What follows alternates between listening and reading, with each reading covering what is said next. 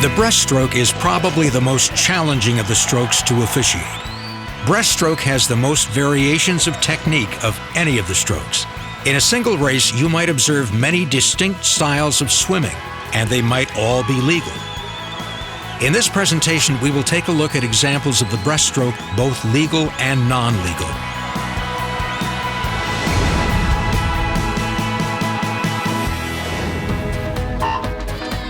The official's responsibility begins as the swimmers enter the water at the start of the race. There is an important recent amendment to the rules that changes judging the start of the race and each turn.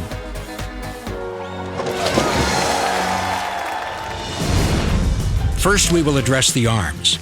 Previously, there had to be lateral separation of the hands before the butterfly kick could be taken.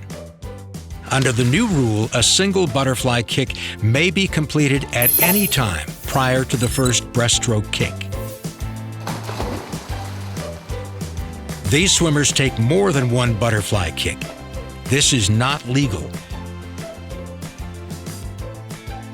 On the initial pull at the start and after each turn, the arms may be brought all the way back to the hip line.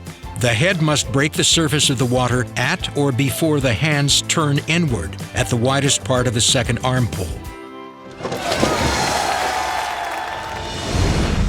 A legally swum breaststroke may look very different from swimmer to swimmer, but the one kick will always follow a single arm pull. Many breaststrokers have an undulating motion to their bodies when swimming. This is perfectly legal, as long as the swimmer is not using a downward butterfly kick during any part of the kick and is following the other rules of breaststroke. When officiating the breaststroke, you must watch the whole body, not just the pull or just the kick. From the beginning of the first stroke, after the start and each turn, the body shall be kept on the breast. Arms shall move simultaneously and in the same horizontal plane, without any alternating movement. This turn is not legal. The swimmer comes off the wall towards her back. The hands shall be pushed forward together from the breast, on, under, or over the water.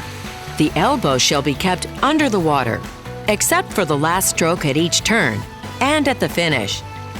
The hand shall be brought back on or under the surface of the water.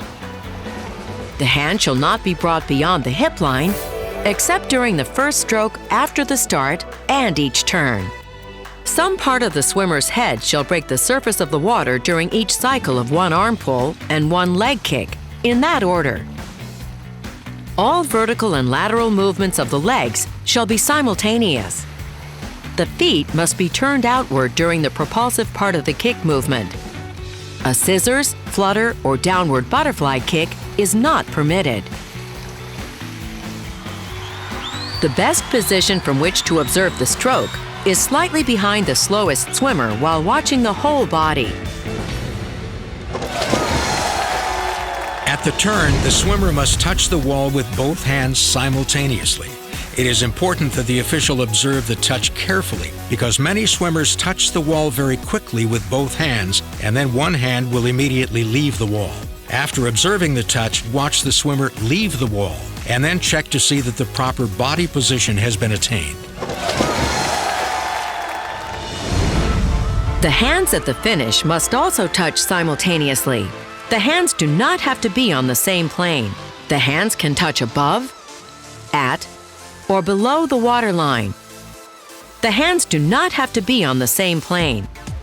One hand can touch above the water and the other below, as long as the touch is simultaneous.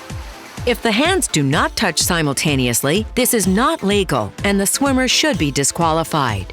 The head can be submerged after the last arm pull prior to the touch at the turn or the finish, provided it has broken the surface of the water at some point during any part of the last complete or incomplete stroke cycle. Reviewing the breaststroke, remember these important points. A single butterfly kick may be completed at any time prior to the first breaststroke kick.